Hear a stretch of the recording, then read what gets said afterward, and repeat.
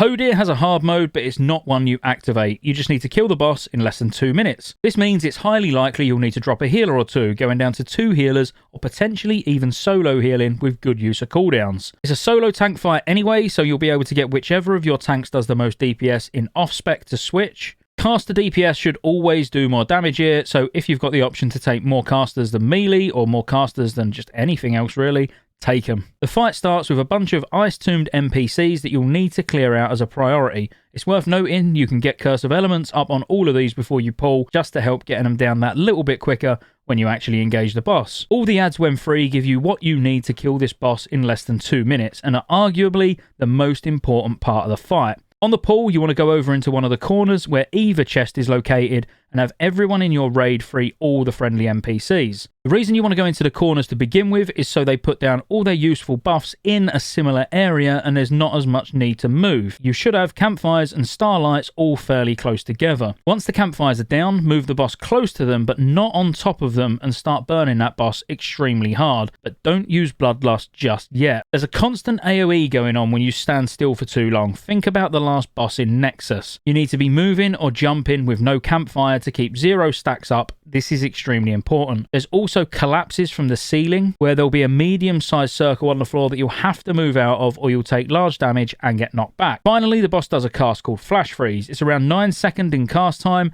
and it's large collapses coming from the ceiling, and the circles will look similar to the ones that you're already avoiding, but just much larger. They create a snowdrift when they land, and once the circle's covered in snow, you can safely stand on it and not get hit by the flash freeze. At this point, you need to free any NPCs flash throws and any of your raid as well, which really should be none of them. That's the general fight mechanics. Now, how do you utilize the NPC buffs and what do they do? The Mage's campfire is one of the most important ones, where you want to position yourself in range of the campfire, but not close enough to it that if you get one of those circles under your feet to move out of, it hits the campfire. Because if that's the case and it hits the campfire, it'll extinguish it and the important effects from it will be lost. The effect it gives you while you're near a toasty fire is you won't get any of those stacks of biting cold, so you'll never need to move. You can just stand there and pump as much damage into the boss as physically possible. You can also stack Singed. This is why I said you don't want to lust on the pull. Singe will increase the damage the boss takes from magical spells, and it also inflicts fire damage. This stacks, so you want to track this, and when Singe hits 25 stacks,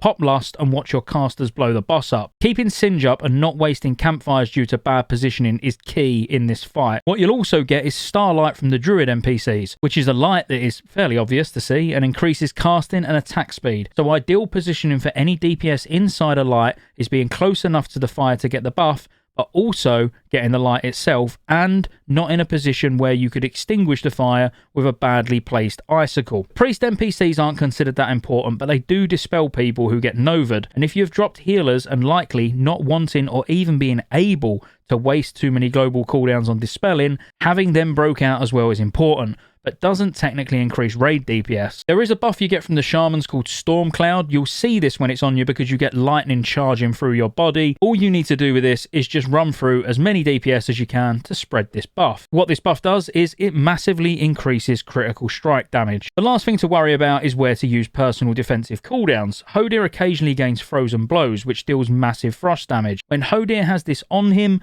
this is when you want to start using D-Sacks and personal cooldowns. Sort out a rotation of 2 to 3 cooldowns for each Frozen Blows. Now it's just rinse and repeat. Avoid a flash freeze by standing on the snow, run the boss into the corner while the ads are being broken out, and once their fire's down, run over to it, stack, nuke, kill. Well done, good job. Thanks for watching. If you enjoyed the video, like and subscribe. If you want to see full written guides of any of these bosses, check out the link in the description to Warcraft Tavern. They've got every single boss on 10 and 25 man up on their site now. See you on the next one.